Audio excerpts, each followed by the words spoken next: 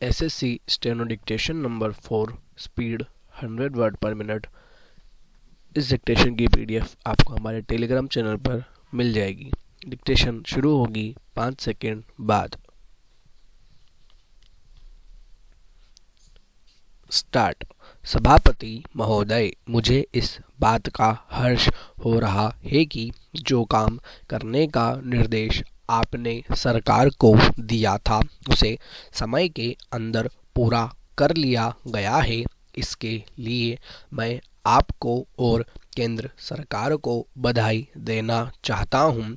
इस प्रकार के निर्देश पहले भी कई सरकारों को इस सभा के अध्यक्ष की ओर से दिए गए थे, मगर उन पर कोई कार्यवाही नहीं की गई और किसी न किसी बहाने से उन कामों को टाला जाता रहा है। पैरा।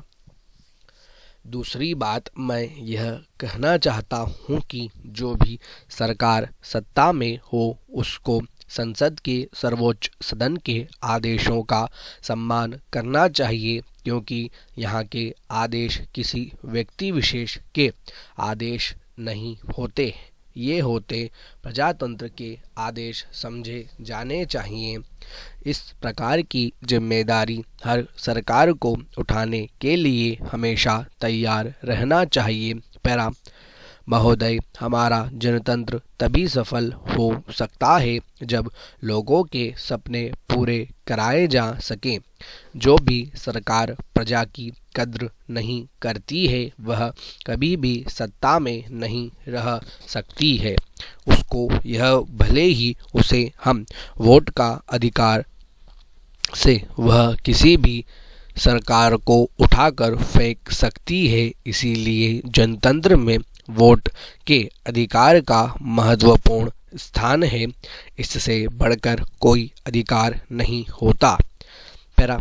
तीसरी बात, मैं यह कहना चाहता हूँ कि जो भी सुझाव इस सरकार को समय पर सदस्यों द्वारा दिए गए थे उन पर अभी तक पूरी तरह से कार्यवाही नहीं की गई है।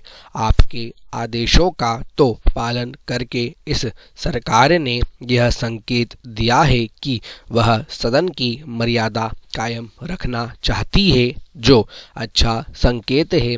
पैरा।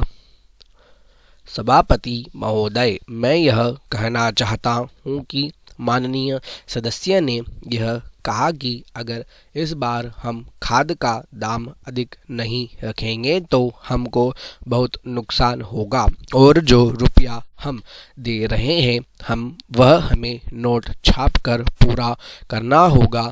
इसका असर पूरे देश पर होगा।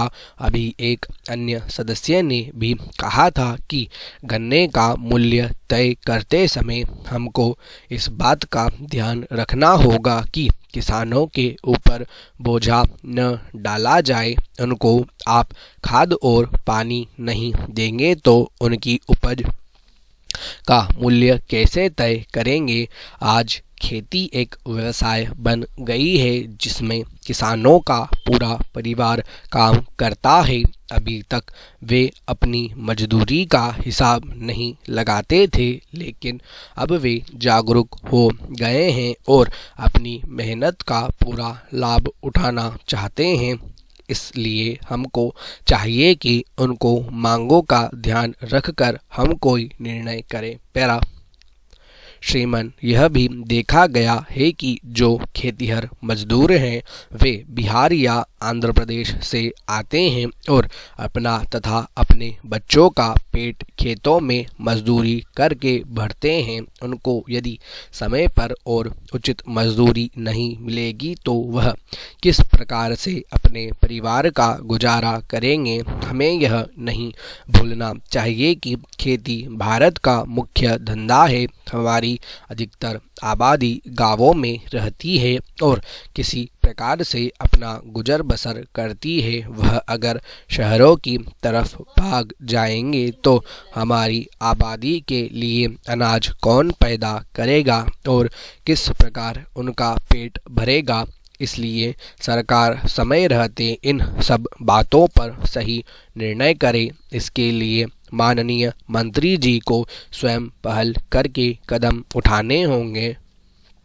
पैरा महोदय, इस घटकों की सरकार को भरा हुआ भंडार मिला, जिन्होंने भरा हुआ भंडार यूपीए की सरकार को सुपुर्द किया और देश की गरीबी को बढ़ाया। अगर भंडार भरा था तो किसाने मना किया था कि उसको इस देश के आवाम की सुविधा और कल्याण के लिए खर्च न करे और पैसे को बिना खर्च किए हुए पड़ा रहने दे और लौटा दे। पैरा श्रीमान, अभी माननीय सदस्य बोल रहे थे कि वही योजना है जो 6 वर्ष उस सरकार में चली, और अगर यह कहा जाए कि 6 वर्ष उस सरकार ने उस योजना को भी बेहतर रूप से लागू नहीं किया, मैं सरकार से मैं कहना चाहता हूं कि इस रोने में कुछ नहीं रखा है। जब समय मिलता है तो उसका उपयोग होना चाहिए और इस देश की जनता के कल्याण के लिए करना चाहिए।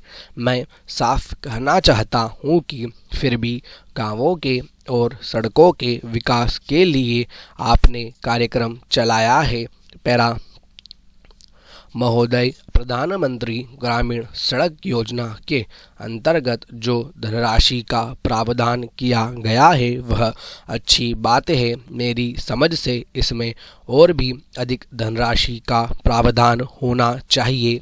एक बात मैं विशेष रूप से साफ कह देना चाहता हूं कि बिहार के हिस्से को लगातार काटा गया है। किस सरकार ने काटा, यदि मैं बोलूँगा तो गदर मच जाएगा। मैं साफ तौर से कहना चाहता हूँ कि जब से हमारा बिहार बटा तब से बिहार के पैसे को काटा गया और हमारी उपेक्षा हो रही है। मेरे पास इसके आंकड़े हैं। मैं यह कहना चाहता हूँ कि हमें विशेष पैकेज देने के लिए कहा गया था, मगर एक पैसा भी नहीं दिया गया।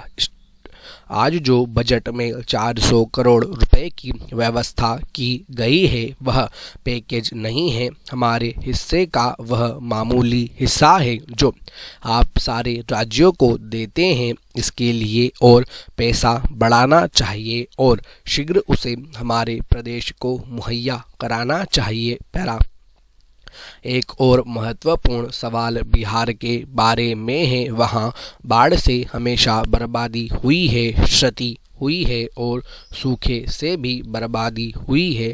सूखे के लिए सिंचाई आवश्यक है तो बाढ़ के लिए बाढ़ को नियंत्रित करने की ज़रूरत है। आज भारत सरकार को नेपाल सरकार से बात करने की ज़रूरत है। Full stop.